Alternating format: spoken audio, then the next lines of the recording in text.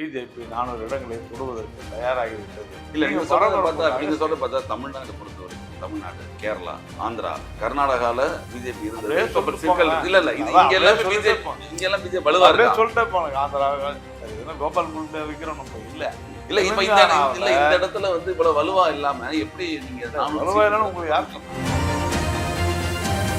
Sir? நீங்க என்ன தலைகீழ் இருந்தாலும் மூக்கால தண்ணி குடிச்சாலும் நீங்க சொல்ற இந்தி கூட்டணிக்கு வாங்க சார். பிஜேபி தன்னுடைய ஒரு பலத்தை அந்த இடத்துல வந்து பிரயோகிக்கிறாங்க அப்படின்ற மாதிரி சார். ஒரு காங்கிரஸ்காரங்களே ஓடி போறாங்கன்னா அது நம்ப முடியும். காங்கிரஸ் கட்சி ஓடி போறோம்னா அவங்கள போய் கேட்டா நாங்க ஓடி போக வைக்கிறாங்களான்னு சொல்றாங்க. அது பாருங்க, நான் என்ன செய்யணும்.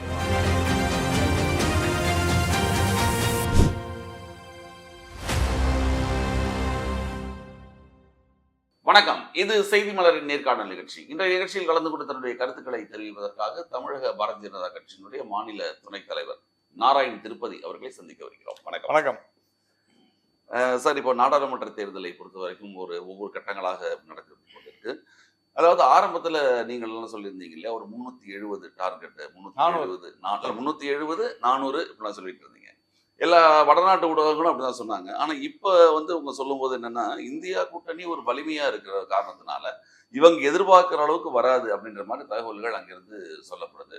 அந்த ஒரு காரணத்தினாலேயே பிரதமர் அமித்ஷா அவர்களுடைய பேச்சுக்கள் எல்லாம் ரொம்ப ஒரு தீவிரமான ஒரு பேச்சுக்களாக மாறுறது காரணம், அங்க இருக்கக்கூடிய வாக்குகள் நமக்கு இல்லையோ, அந்த வாக்குகளை மீண்டும் பெறுவதற்காக, வட மாநிலங்களில் உள்ள இந்துக்களுடைய வாக்குகளை பெறுவதற்காகத்தான் இவர்கள் இந்த மாதிரி பேசுறாங்க அப்படின்னு சொல்லிட்டு தொடர்ந்து தகவல்கள் சொல்றாங்க. அதாவது தேர்தல் என்றாலே ஒரு பரபரப்பு இருக்கும். ஆனா இந்த தேர்தலில் அந்த பரபரப்பு இல்லை. ஏனென்று சொன்னால் 400 இடங்களுக்கு மேலாக பாரதிய ஜனதா கட்சி அல்லது தேசிய ஜனநாயக கூட்டணி பிடித்து ஆட்சியை பிடிக்கப் போகிறது என்கிற காரணத்தினால எப்படியாவது ஒரு பரபரப்பை உருவாக்க வேண்டும் என்று சிலர் நினைக்கிறார்கள். அதனுடைய வெளிப்பாடு தான் இப்போ நீங்கள் சொல்கிற தீவிரமாக பேசுவது, இந்துத்துவா, இதெல்லாம். இந்தி கூட்டணி ரொம்ப பலமாக எங்கே பலமாக இருக்குது? மேற்கு வங்காளத்தினுடைய மாநில தலைவர், காங்கிரஸுடைய கட்சியினுடைய தலைவர் என்ன சொல்றாரு தெரியுமா? பிஜேபிக்கே ஓட்டு போடலாம்னு சொல்லியிருக்காரு. ஆமாம், திரிணாமுல் காங்கிரஸுக்கு ஓட்டு போடுறதோட பிஜேபிக்கு ஓட்டு போடுறது எவ்வளோ மேலுன்னு சொல்லியிருக்காரு.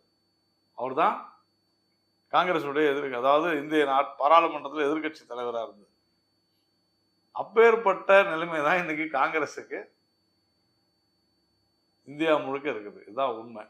கம்யூனிஸ்ட் பார்த்தீங்கன்னா ஆனி ராஜா வயநாட்டில் ராகுல் காந்தி மோசமான ஆள் அப்படின்றாங்க. அங்கேயே என்ன சொல்கிறாங்க ப்ரெஸ் மீட்டில், நான் வந்து ராகுல் காந்திக்காக அமேதியில் போய் பிரச்சாரம் பண்ணுவேன், அவர் அங்கே நின்றா அப்படின்னு சொல்கிறாங்க. அதே மாதிரி ஆம் ஆத்மி டெல்லியில் கூட்டணி இல்லை, டெல்லியில் கூட்டணி இருக்குது. அந்த கூட்டணி வச்சதுனால அங்கே இருக்கிற லவ்லி காங்கிரஸ் வந்து ரிசைன் பண்ணிட்டு பிஜேபியில் வந்து சேர்றாரு. பஞ்சாபில் கூட்டணி இல்லைன்றாங்க. இது எல்லாத்தையும் கூட ஒரு வெட்கக்கேடு என்னன்னா, ஒரே ஒரு பாராளுமன்ற தொகுதிக்குள்ளேயே, அந்த ஒரு பாராளுமன்ற தொகுதியிலேயே காங்கிரஸ் கம்யூனிஸ்டும் ஒரு இடத்துல ஆதரவு சொல்றாங்க, இன்னொரு இடத்துல எதிர்க்கிறாங்க. பாண்டிச்சேரியில், கேரளாவை ஒட்டி இருக்கிற பகுதியில் வந்து இல்ல, இது முன்பே தெரியும். இது முன்பே வந்து கேரளால வந்து ரெண்டு பேரும் எதிர்த்து தான் இருக்கணும். இல்லைங்க, கேரளா அது பாண்டிச்சேரி தானே சார். மக்களை முட்டாளாக எண்ணுவது, ஒரே ஒரு பாராளுமன்ற தொகுதியில் ஒரு இடத்துல எதிர்க்கிறது, இன்னொரு இடத்துல ஆதரவு தெரியும். என்ன மாதிரியான ஒரு மனப்பான்மையோடு காங்கிரஸ் இருக்கிறது என்பதை பார்க்க வேண்டும். இன்னைக்கு காங்கிரஸை பொறுத்த வரையில போன முறை எவ்வளோ இடம் எடுத்தாங்க?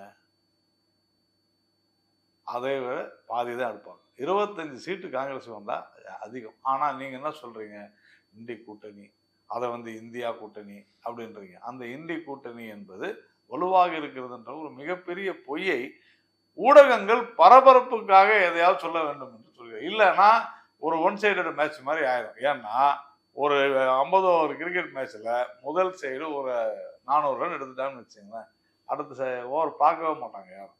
அந்த மாதிரி பிஜேபி 400 இடங்களை தொடுவதற்கு தயாராகிவிட்டது. இல்லை, நீங்கள் சொல்ல பார்த்தா தமிழ்நாடு பொறுத்த வரைக்கும் தமிழ்நாடு, கேரளா, ஆந்திரா, கர்நாடகால பிஜேபி இருந்தது. சொல்லிட்டே போனாங்க. ஆந்திரா சரி, இதுனா கோபால் முல்லை விக்ரம் நம்ம இல்ல இப்ப இந்த இடத்துல வந்து இவ்வளவு வலுவா இல்லாம எப்படி நீங்க வலுவா இல்லைன்னு உங்களுக்கு யார் சொன்னாங்க? தெலுங்கானாவில் அதிக இடங்களை பெறப்போகிறது பாரதிய ஜனதா கட்சி. அதுதான் இன்னைக்கு பேசுறாங்க. கர்நாடகாவில் அதிக இடங்களை பெறப்போவது பாரதிய ஜனதா கட்சி. ஆந்திராவில் தேசிய ஜனநாயக கூட்டணி சந்திரபாபு நாயுடு தெலுங்கு தேசம் கட்சியோடு சேர்ந்து அதிக இடங்களை பெறப்போவது பாரதிய ஜனதா கட்சி. தமிழ்நாட்டில் நாங்கள் ஒரு மிகப்பெரிய இடங்களை பெறுவோம் என்று மிக தெளிவாக சொல்ல எண்ணிக்கையில் என்னால் இப்போ சொல்ல முடியவில்லை என்று சொன்னாலும் கூட குறைந்தது நாங்கள் பல இடங்களை பெறுவோம் என்கிறது எங்களுடைய கணிப்பு. கிட்டத்தட்ட ஒரு 15 இடம் எங்களுக்கு ஸ்ட்ராங்காக இருக்குது. நாங்கள் ரொம்ப தெளிவாக நம்புகிறோம். இப்போதைக்கு ஆஃப்டர் எலெக்ஷன்ஸை பாண்டிச்சேரி உறுதியான வெற்றி என்று சொல்கிறோம். கேரளாவில் கணக்கை துவக்கப் போகிறோம். குறைந்தது 3 இடங்கள் 4 இடங்கள் வரும் என்று சொல்கிறோம். இப்போ நீங்கள் சொன்னதுக்கு நான் சொன்னதுக்கு எவ்வளோ வித்தியாசம் இருப்பாங்க. உங்களுக்கு எதிர்கட்சிகள் சொல்வது பிஜேபிக்கு இங்கே ஆதரவு. நான் சொல்றேங்க, இங்க ஒட்டுமொத்தமா நீங்க தென்னிந்தியா முழுக்க எடுத்தாக்க தேசிய ஜனநாயக கூட்டணி தான் அதிக இடங்களை பெறும். ஒரு 140 சீட்டு இங்க தென் மாநிலங்களே வந்துருது இல்லையா? இப்ப நான் சொன்ன கணக்குப்படி பார்த்தா 70க்கு மேல எங்களுக்கு வரும். 140ல 70க்கு மேல பிஜேபி வரும். ஆமா, தெலுங்கானா, ஆந்திரா, கர்நாடகா, நான் தான் உங்களுக்கு தெளிவா சொல்லிட்டேன். பாண்டிச்சேரி நீங்க அப்படி சொல்றீங்க. அந்த 140ல அவங்க மிஞ்சி போனா 20 சீட்டு கூட வராதப்போ இவங்க எப்படி 400ன்னு கணக்கு போடுறாங்கன்னு அவங்களுடைய கேள்வி. நான் என்ன கேட்கறேன், நீ நிக்கிறதே 294, மிஞ்சி போச்சுன்னா 25 சீட்டு கூட வராது. அப்புறம் அவரு இந்தி கூட்டணி ஸ்ட்ராங்கா இருக்குன்னு அவங்க சொல்றாங்க. அதான் நான் கேட்கறேன். சார், நீங்க என்ன தலைகீழ் இருந்தாலும் மூக்கால தண்ணி குடிச்சாலும் நீங்க சொல்ற இந்தி கூட்டணிக்கு பாவம் சார், இன்னும் வராது சார். இல்ல, நீங்க இவ்வளவு பலமா இருக்கும் பொழுது பிரதமரோட பேச்சுக்கள்லயும் இந்த மாதிரி இருக்குன்னு கேக்குறாங்க. ரொம்ப ஒரு வயலன்ஸான பேச்செல்லாம் பேசுறாரு. அப்போ அவங்க பயப்படுறாங்கன்னு அர்த்தம். அவர் பிரதமர் பயப்படுறானா இவங்க கேக்குறாங்க. பிரதமர் பயப்படுறாங்க எப்படி சார் ஆவேசமா பேச முடியும்?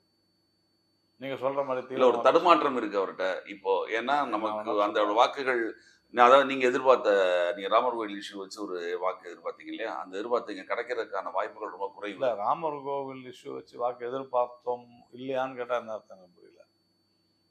எப்படி சொல்றீங்க அதை? இல்ல, ராமர் கோவில் இஷ்யூ பத்தி உண்மையான வாக்கு எதிர்பார்க்கலையா பிஜேபி? இப்போ ராமர் கோவில் என்பது எங்களுடைய கனவு. ராமர் கோவில் என்பது நம்முடைய கொள்கை. ராமர் கோவில் எங்களுடைய தேர்தல் வாக்குறுதியில இருக்கு. ஆமா, ராமர் கோவில் ஒரு பெரிய இஷ்யூ தான், அதுல ஒன்றும் சந்தேகமே கிடையாது. ஒரு அரசியல் ரீதியா அது பிஜேபிக்கு ஒரு இதுதான். நீங்க அது அரசியல் ரீதியா இல்லைன்ற, நம்முடைய கலாச்சாரம் காக்கப்பட்டது, நம்முடைய பண்பாடு மீட்கப்பட்டது. அது அப்படிதான் பார்க்கணும். மக்களுக்கு அதுக்கு வாக்களிப்பாங்கன்னா வாக்களிக்கட்டும். ஆனால் அது ஒன்றுதான் எங்களுடைய ஒரே தேர்தல் இலக்காக இருந்தது, வாக்களிக்கக்கூடிய ஒரு விஷயமாக இருந்ததுன்னு சொன்னா நான் அதை ஏற்கவில்லை. இந்த மாதிரி பல்வேறு விஷயங்கள், ஆர்டிகல் 370 அப்ளிகேஷன், அனைவருக்கும் வீடு, அனைவருக்கும் குடிநீர், அனைவருக்கும் சுகாதாரம், அனைவருக்கும் மின்சாரம், மக்கள் நல திட்டங்கள், பொருளாதார முன்னேற்றம். சிஏஏ கொண்டு வந்ததுக்கே எலெக்ஷன் டயத்துல ஒரு வாக்குக்காக தான் கொண்டு வந்தாங்கன்னு சொல்லி தான் அவங்களுடைய பேச்சு. சிஏன்னா என்னன்னே தெரியாதவங்க எதையோ உளறிக்கிட்டு இருப்பாங்க, அதுதான் விஷயமே. சிஏனா என்னன்னே யாருக்குமே தெரியல சார். நான் இஸ்லாமியர்களுக்கு எதுவும் நேர விட மாட்டேன். நீங்க யாரு இஸ்லாமியர்களுக்கு எதிராக சிஏ இல்லைன்னு சொல்லியாச்சு. சட்டத்தை முதல்ல படிக்கணும். சட்டத்தை மீறி செயல்படுபவர்கள் சட்டம் தெரியாதவர்கள். இப்ப புரியுதா? சட்டத்தை மீறி செயல்படுபவர்கள் தான் இந்த எதிர்கட்சிகள், காங்கிரஸ் உட்பட. அதனால அவங்களுக்கு தெரியாது, அவ்வளவுதான். Very simple. இப்போ நார்த்ல 2-3 இடங்கள்ல இப்போ நீங்க சூரத்ல நடந்தது, அருணாச்சல பிரதேசல இல்ல போட்டி இல்லாமல் தேர்ந்தெடுக்கப்பட்டிருக்காங்க. அதுக்கு என்ன பண்ண முடியுங்க? அந்த இடத்துல இப்போ நீங்க சுப்ரீம் கோர்ட்டு கூட அந்த கேஸ் போயிருக்கு போல இருக்குது. நோட்டாவை ஒரு கேண்டிடேட்டா ஒரு அனௌன்ஸ் பண்ணணும். சுப்ரீம் கோர்ட் என்ன சொல்லுச்சு? இல்ல, சுப்ரீம் கோர்ட்ல வழக்கு வரப்போகுது திருப்பி. சரி, என்ன வரட்டும், வரும்போது பார்ப்போம். இல்ல, அப்போ பிஜேபி தன்னுடைய ஒரு பலத்தை அந்த இடத்துல பிரயோகிக்கிறாங்க அப்படின்ற மாதிரி பேச்சு. ஒரு காங்கிரஸ்காரங்களே ஓடி போறாங்கன்னா அது நம்ப முடியும். காங்கிரஸ் கட்சி ஓடி போறோம்னா அவங்கள போய் கேட்கணும், எங்களை கேட்டா நாங்க என்ன பண்ணுவோம்? ஓடி போக வைக்கிறாங்களான்னு சொல்றாங்க சார். அது பாருங்க, நான் என்ன செய்ய முடியும்? நம்ம பொறுத்தவரையிலும் காங்கிரஸ்ல அவங்க they don't want to contest. இன்னொரு தொகுதியில ஒரிசால பூரியில இங்க சரியான கட்சி தனக்கு பணம் கொடுக்கவில்லை, இங்க நான் நிக்க மாட்டேன்னு சொன்னேன், நான் கம்பல் பண்ணி நிக்க வைக்கிறாங்க. அந்த எங்களுடைய தொகுதியில் இருக்கக்கூடிய மற்ற 6 சட்டசபை தொகுதியிலையும் வேட்பாளரே சரியில்லைன்ட்டு அந்த வேட்பாளர் ராஜினாமா வெளியே போயிட்டாங்க, வித்ட்ரா பண்ணிட்டாங்க. இதுக்கு பிஜேபி எப்படி பொறுப்பாகும்? இது பிஜேபியோட ஆட்டம் அப்படின்னே சொல்றாங்க. பிஜேபியினுடைய ஆட்டம்னா இருந்துட்டு போட்டோம். இதுக்கெல்லாம் நம்ம அதான் சார், இதுக்கெல்லாம் பதில் சொல்ல முடியாதுன்றான், அவசியமே இல்லைன்றான். நாங்க எங்க வேலையை பார்க்குறோம், நீங்க இது ஆட்டம் மாட்டம் கொண்டாட்டம்னா பண்ணுங்க, எங்களுக்கு நிறைய வேலை இருக்குது. இல்ல, வேலை இருக்கு சார். ஆனா ஒரு டெமோக்ரஸியான இடத்துல அன்னபோஸ்டா வர்றது எப்படி ஏத்து யாரு உண்மைன்னு எனக்கு யாரு எனக்கு யோசிப்பாங்கன்னு புரிய கேக்குறேன். மாட்டேங்குது. உண்மைன்னா விட்டுருங்க. நான் என்ன சொல்றேன், அண்ணன் போஸ்டா இது வரைக்கும் இந்த நாட்டுல எதுவுமே நடந்துச்சு சார். சார் பஞ்சாயத்து போர்டுல எல்லாம் நடக்கும். உங்க லோக்கல் அப்பனா அந்த அளவுக்கு மக்கள் அதிக அளவு ஒரு மக்கள் எம்பி சீட்ல நடக்கிற அப்பனா அந்த அளவுக்கு அதிக அளவுக்கு மக்கள் பிஜேபி விரும்புறாங்கன்னு அர்த்தம். அப்படிதானே வச்சுக்கணும். வேற எப்படி இது இருக்கு? மக்கள் பிஜேபி விரும்புறது கேண்டிடேட் போறதுக்கும் மக்கள் விரும்புறதுக்கும் அப்ப அந்த அந்த கட்சிகள் சரியான வேட்பாளரை கொண்டு வரலன்னு அர்த்தம். அதுதான விஷயம். அப்புறம் ஏன்னா அந்த கட்சிகளுக்கு அங்க ரெப்ரஸன்டேஷன் இல்ல சார். இல்ல காங்கிரஸுக்கு ரெப்ரசன்டேஷன் இல்லன்னு சொல்றது ஆச்சரியமா அப்ப இருக்கு. நான் நீ வந்து 540 தொகுதியில் நிக்க வேண்டியதானே? ஏன் நிக்கல நீங்க? உங்களால கேண்டிடேட் போட முடியல. அதுதானே சார் சொல்றாரு ஒரிசால அந்த கேண்டிடேட். எங்க கட்சியில வந்து ஆளே இல்லைன்றாரு. இதுதானே ஃபேக்ட். வெட்கக்கேடான சூழ்நிலையில் இருக்குது சார் காங்கிரஸ். ஒரு ஒரு ரேபரேலையும் அமேதிலையும் ஆள் இல்லாத திண்டாடி கடைசியில் ரேபரில் கொண்டு போய் ராகுல நிற்க வேண்டிய ஒரு சூழ்நிலை வந்துருச்சு. அமேதியில் யாரையோ போட்டிருக்கிறாங்க. கிட்டத்தட்ட அதுவும் அண்ணா போஸ்டா தானே போகுது ஸ்மிருதி இரானிக்கு. அண்ணா போஸ்டா அது வராது.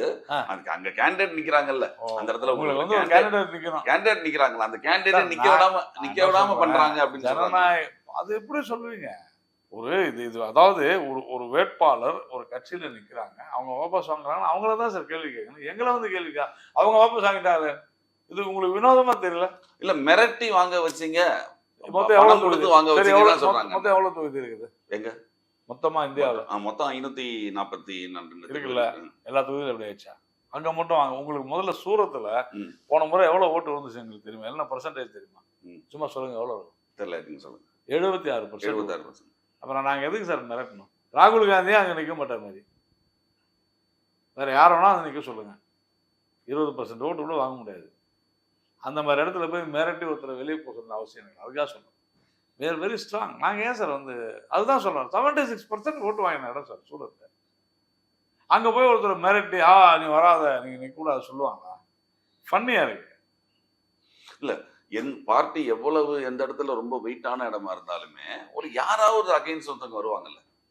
அப்படின்னா அந்த அளவுக்கு அங்க அந்த மக்கள் வந்து பிஜேபியின் பார்ல ஒரு மிகப்பெரிய மரியாதை வச்சிருக்காங்க. அப்படித்தானே எடுத்துக்கணும். நீங்க எல்லாத்தையும் நெகட்டிவா எடுத்துக்கிறீங்க, பாசிட்டிவா எடுத்துங்க. உங்களுக்கு பாசிட்டிவா இருக்கு. நான் எனக்கு பாசிட்டிவா தான் எடுத்துக்க முடியும். உங்களுக்கு நெகட்டிவா இருந்தாலும் உங்க கண்ணுல கருப்பு கண்ணாடி போட்டிருக்கீங்கன்னு அர்த்தம். நான் என்ன பண்ண முடியும்? இப்போ பிஜேபி பத்தி இன்னொரு முக்கியமான ஒரு குற்றச்சாட்டு என்ன அப்படின்னா, என்ன ஊழல்வாதியா இருந்தாலும் இவங்க ஒரு வார்த்தையை யூஸ் பண்றாங்க. இப்போ ரீசெண்டா வாஷிங் மிஷின் சார் 5 வருஷம் 1999 இருந்து 2004 வரைக்கும் வாஜ்பாய் அவருடைய ஆட்சி, பிஜேபி ஆட்சி நடந்துச்சு. திமுக 5 வருஷம் வாஷிங் மிஷினுக்குள்ள இருந்துச்சா இல்லையா? ஒரு ஊழல் குற்றச்சாட்டு இல்லை. நாங்கள் வாஷிங் மிஷின் ஆமாம், நாங்கள் வாஷிங் மிஷின் தான். நெக்ஸ்ட் இதுக்கு வேற என்ன சொல்லணும்? திமுக மேலே ஊழல் குற்றச்சாட்டு இல்லை. ஏன்னா பிஜேபின்ற வாஷிங் மிஷினோட அது இருந்ததுனால. அதுக்கப்புறமா என்ன ஆச்சு? காங்கிரஸ் கூட போச்சு. அந்த குப்பத்தொட்டியோட சேர்ந்ததுனால இதுவும் ஆரம்பிச்சிருச்சு. ஆனா பிஜேபிக்கு முன்னால சேர்றதுக்கு முன்னால டிஎம்கே மேல ஏகப்பட்ட ஊழல் குற்றச்சாட்டுகள்லாம் இருந்தது. நான் சொல்றது உங்களுக்கு புரியல. 5 வருஷம் பிஜேபி ரூல் இருந்த போது வாஜ்பாய் ஆட்சியில் யார் மேலே குற்றச்சாட்டு நான் தைரியமா சொல்றேன், திமுக மீது ஊழல் குற்றச்சாட்டு இல்லை. ஏன்னா அது பிஜேபின்ற வாஷிங் மிஷினோட இருந்ததுனால தான். நீங்க வாஷிங் மிஷின்றது இந்த மாதிரி அர்த்தத்தில் நீங்க சொல்றீங்க. அவங்க சொல்றாங்க. அதாவது நீங்க என்ன வேணாலும் பேசலாம், நான் அதை அப்படியே எடுத்து மாத்தி சொல்லக்கூடாது. இது என்ன சார்? இல்ல அவங்க சொல்ற ஒரு வாஷிங் மிஷின் அவங்களுக்கு பொழுது போல சார், எது வேணாலும் சொல்லுவாங்க சார். நாட்டை எப்படி முன்னேற்ற வேண்டும்னு சொல்லணும். இன்னைக்கு ராகுல் காந்தி ஒன்று சொல்லியிருக்காரு பார்த்தீங்களா? நாங்கள் ஆட்சிக்கு வந்தால் எல்லாருக்கும் எல்லா பெண்களையும் இலவச பஸ்ஸில் அனுப்புவோம். இப்போ வந்து ஸ்டாலின் சொல்லணுமா வேணாமா? எங்கள் மாநில உரிமைகளில் நீங்கள் ஏன் தலையிடுகிறது? பஸ் யார் சார் விடுவாங்க? மாநில அரசா மத்திய அரசா? மத்திய மாநில அரசு தான். அப்புறம் இவர் எப்படி சொல்றாரு? நாங்கள் ஆட்சிக்கு வந்தால் எல்லா பெண்களும் பஸ்ஸில் போவாங்க. இங்கே என்ன நடந்துச்சு? பஸ்ஸில் வந்து பெண்களுக்கு போக இலவச, அது வந்து ஒரு மினிஸ்டர் கூட சொன்னார், ஓசி பஸ்ஸில் போறீங்க பொன்முடி. என்ன நீங்கள் போய் பார்த்தா பஸ்ஸே இல்லை. இலவச பஸ்ஸுனால பஸ்ஸே இல்லை. அப்போ நாங்கள் ஆட்சிக்கு வந்தால் பஸ்ஸே இருக்காதுன்ற ராகுல் காந்தி. நான் என்ன சொல்றேன், கொஞ்சம் புத்திசுவாலியா இருந்தா அல்லது மக்களை முட்டாளாக நினைத்ததுனால்தான் அவர் என்ன சொல்லியிருக்கலாம், நாங்கள் ஆட்சிக்கு வந்தா ரயிலில் போற எல்லா பெண்களுக்கும் இலவசமா பயணம் சொல்லியிருக்கலாமா இல்லையா? அது உங்ககிட்ட மத்திய அரசாங்கத்திட்ட இருக்குது. நாங்கள் ஆட்சிக்கு வந்தால் எல்லாரையும் பஸ்ஸில் இலவசமாக அனுப்புவோம்னு சொன்னா அர்த்தம். இதுதான் காங்கிரஸ். என்ன பேசுறோம்னு தெரியாது. இங்க இருக்கிற திருமாவளவனும் ஸ்டாலின் எங்கள் மாநில உரிமைகளை நீங்கள் ஏன் தலையிடுகிறீர்கள்? மாநில அரசு போக்குவரத்து என்பது மாநில விஷயம் தானே. ஏன் நீ ஏன் இந்த மாதிரி பேசுறேன்னு கேட்கணுமா வேணாமா? ஏன் கேட்கல? ஏன்னா யாருக்குமே எதுவுமே தெரியல சார். நான் எதை வேணாலும் சொல்லுவேன், எதை வேணாலும் செய்வேன். இப்ப தேசிய அளவுல இப்ப நீங்க எவ்வளவு நீங்க வின் பண்ணி 400 கன்ஃபார்ம் நீங்க சொல்றது 400 400. அமித்ஷாவும் அதான் சொல்றாரு. எல்லாரும் 400 அதான் சொல்லுவாங்க. அமித்ஷா சொன்னாங்கன்னா நான் சொன்னேன், எல்லாம் ஒண்ணுதான். எல்லாம் ஒண்ணுதான். தைரியமா சொல்றீங்க. அதுக்கு அவங்க இன்னொன்னு வேற இல்ல, இதுல சொல்றாங்க. தைரியம் என்ன சார் இருக்க வேண்டியது?